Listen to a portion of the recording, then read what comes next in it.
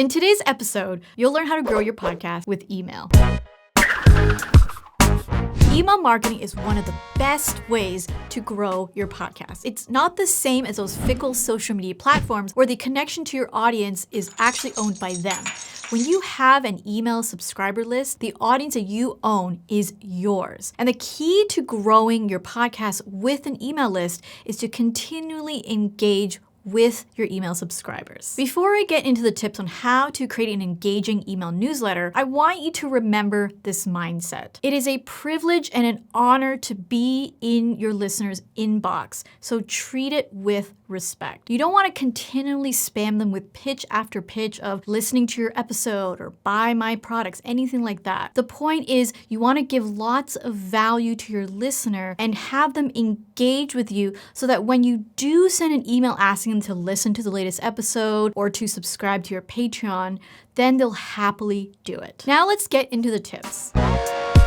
The first one is to send a welcome email. So think of it as a little hello in their inbox after they subscribe. Crafting a welcome email can be as simple as, "Hi, my name is Sarah. Thank you so much for subscribing to my email newsletter. Here's what you can expect in future emails that I send you." You can even include links of past episodes or other things that you found really important or funny that your listeners will really appreciate. The second tip is to ask your email subscribers a question. You want to encourage them to hit reply to that email so that they can engage with you. And questions to include in an email newsletter should relate to the contents of your email. So if you're really into cats lately and you're talking about cats in your latest podcast episode, maybe you can ask your email subscribers to hit reply and to tell you what their favorite breed of cat is. It could be as simple as that. And if your listeners do hit reply and send you an email, don't forget to reply back. Again, the idea is to create engagement.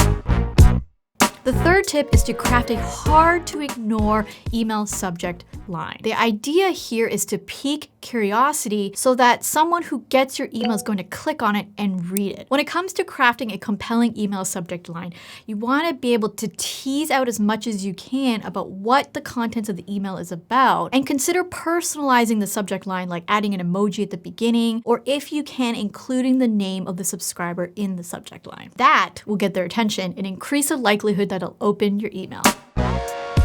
The next tip to try is to leverage storytelling. Stories grab attention and it helps you relate to your audience that much better. So consider adding stories from your own life or stories from your episode that tie in with current events. As an example, I read an email from one of my favorite authors talking about her story of writer's block and how she overcame that to write some chapters of her latest book. You don't have to include stories with every email, but wherever you can, it does make a big difference. The next tip is to email consistently. You don't have to send an email every day, every couple of days, or even every week. But as long as you have a consistent schedule, your audience is going to know when to expect an email from you. A good rule of thumb is to send an email for every new episode that you release. I kind of talked about this a little bit at the beginning of this episode, and that strategy is don't pitch right away. Make sure your emails are valuable. You don't want to consistently be pitching products or affiliate links, because if you keep doing that, your subscribers are going to hit that unsubscribe button like it's going out of style. A well-designed email can encourage people to read more. So you can consider ideas like adding images to break up the text, writing shorter paragraphs, or even bullet points to really emphasize points that you want to convey in that email. You don't have to be a designer to craft a well-designed email. Many email management services have templates that you can use to design your emails, and they already look good. So feel free to use one of those and customize it to your liking. If you want some more suggestions on how to grow your email list, check out this video here. And if you want some more ideas on how to market your podcast, check out this video here. That's it for today. Thanks for listening. And as always, keep podcasting.